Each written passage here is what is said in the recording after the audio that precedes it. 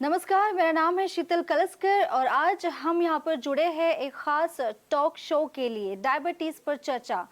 Diabetes पर चर्चा की एक खास सीरीज़ हम लेकर आए हैं। इस सीरीज़ में हम बात करने वाले हैं diabetes, how to control it and how to manage the diabetes. और इस पर ज़्यादा प्रकाश डालने के लिए, इसके बारे में ज़्यादा इन्फॉर्मेशन देने के लिए हमारे साथ जुड़े हैं doctor Rishi Shukla from Kanpur.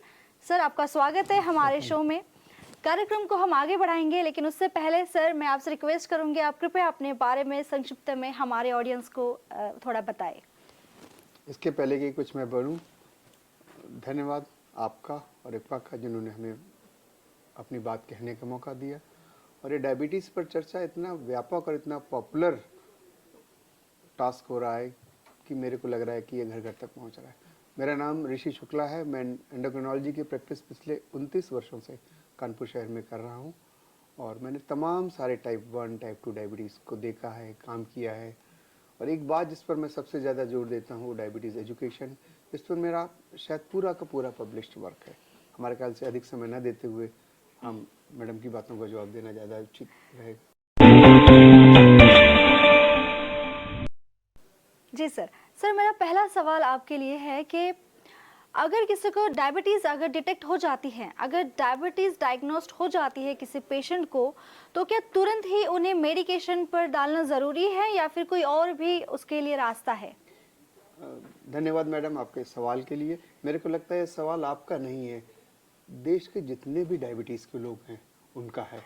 और आने से पहले या इलाज से पहले लोग केवल इसीलिए इलाज में देरी करते हैं कि एक बार दवा हमेशा दवा, और शायद दवा से ज़्यादा डरते हैं।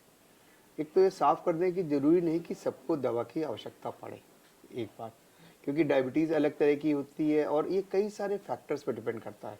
आपको टाइप 1 है, टाइप 2 है, लाडा है, तमाम सारी वैरायटीज़ हैं जिसको हम लोग देखते हैं। एक, उस वक्त का ब्लड शुगर कैसा है, 2, आपका वेट कैसा है, 3, और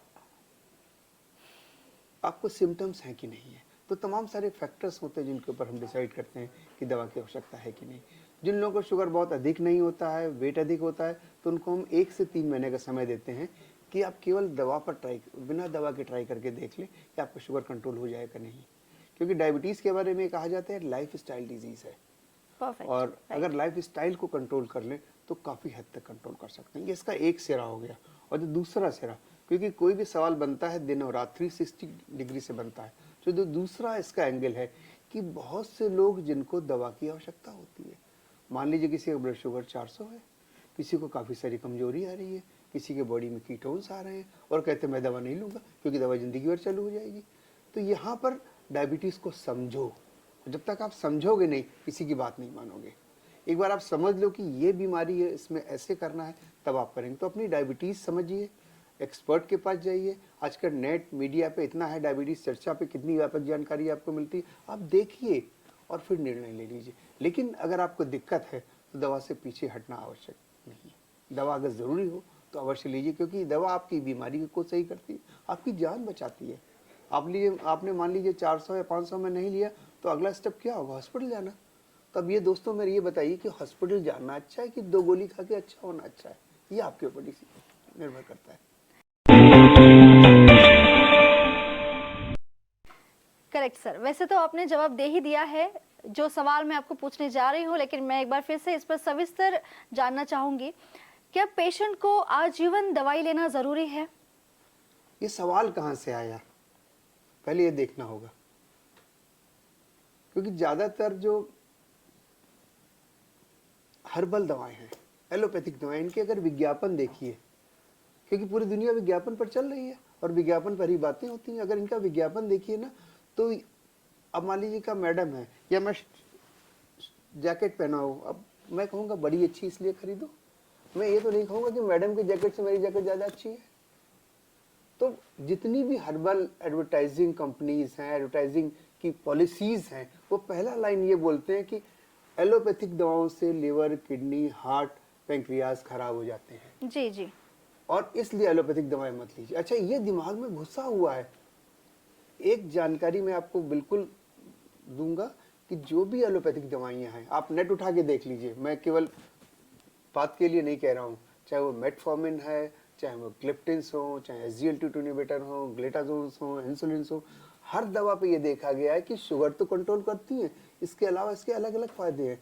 कुछ दवाएं आपको कैंसर से बचाती हैं, कुछ आपकी पैंक्रियाज को स्ट्रॉन्ग करती हैं, कुछ आपके हार्ट और किडनी को प्रोटेक्ट करती हैं। तो हर दवा कुछ आपका वजन कम करती है, मतलब यानी कि आपको ज़्यादा हेल्दी और ज़्यादा सुंदर और हैंडसम बनाती हैं। तो ये बात से निकाल दीजिए कि एलोपैथिक दवाओं से किडनी, लिवर, हार्ट खराब हो जाते हैं और फिर अपने डॉक्टर पर छोड़ दीजिए। एक बात ये बताइए, मान लीजिए कोई 45 वर्ष का आदमी आ रहा है मेरे पास, तो कितने बोरी आटा खा चुका होगा? हम चश्मा लगा रहे हैं पिछले 40 साल से, तो कब तक लगाएंगे? कभी पूछा है? हम कब तक ये कपड़े पहनेंगे? कोई ये नहीं कहता कपड़े पहने पहने हो गए। और एक बड़ी कॉमन चीज मैं बोलना चाहूंगा, सॉरी मैं आपके क्वेश्चन से बाहर जा रहा हूँ, कि अक्सर लोग ये करते हैं कि दवा खाते खाते छोड़ देते हैं जी। और ये क्यों छोड़ते हैं? क्योंकि देखा गया किसी ने 2 दिन 3 दिन दवा छोड़ी, उसको कोई दिक्कत नहीं, तो 10 दिन और छोड़ दी, जी। फिर 10 दिन और छोड़ दी। हमें कहते हैं दवा छोड़ो या लो, लेकिन नापो तो जरूर। एक बार अगर आपने 1 हफ्ते दवा छोड़ी तो आपको दिख जाएगा ना कि क्या हाल है। और फिर से मैं बोलूंगा कि दवा ताउम्र लेने में कोई बुराई नहीं है, अनकंट्रोल ताउम्र लेने में 20 बुराई है। हर व्यक्ति ये चाहता है कि जब तक जिए अपने हाथ पैर का रह के जिए, इसीलिए हम दवा खाते हैं, इसीलिए कंट्रोल रखते हैं और इसीलिए हम जीवन को आगे बढ़ाते हैं। कोई भी व्यक्ति नहीं चाहता है कि हम लेटे रहें, क्योंकि इस दुनिया का एक बड़ा नियम है, गिरे आदमी की कीमत नहीं है।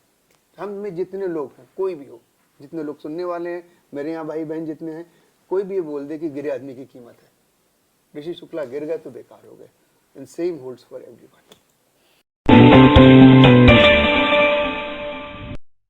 Right sir. सो डायबिटीज अगर आपकी कंट्रोल से बाहर जा रही है और दवा आप नहीं ले रहे हैं, तो इससे अच्छा है कि आप दवा ले, क्योंकि अगर डायबिटीज आपके कंट्रोल से बाहर जाएगी तो वैसे ही आपके ऑर्गन्स जो है वो फेल हो जाएंगे। लेकिन डायबिटीज की दवाओं का कोई भी दुष्परिणाम नहीं है, तो आप वो दवाएं ले सकते हैं बिना दवाएं लिए। अगर आपके ऑर्गन फेल हो रहे हैं, इससे तो अच्छा ही है कि आप दवाई ले और उसे कंट्रोल में लाएं। डायबिटीज और डायबिटीज के बारे में अधिक जानकारी तो हम आगे लेंगे ही, लेकिन सर आपने जितना भी जानकारी दिया है उसके लिए बहुत बहुत शुक्रिया सबसे पहले। Thank you so much. साथ ही साथ अधिक जानकारी के लिए आप लॉग इन कर सकते हैं हमारे फेसबुक पेज पर। हमारा फेसबुक है डायबिटीज पर चर्चा। साथ ही साथ आप हमें इंस्टाग्राम, यूट्यूब और ट्विटर पर भी मिल सकते हैं। जल्द ही मिलते हैं एक नए एपिसोड के साथ, तब तक के लिए धन्यवाद। Thank you sir. Thank you so much.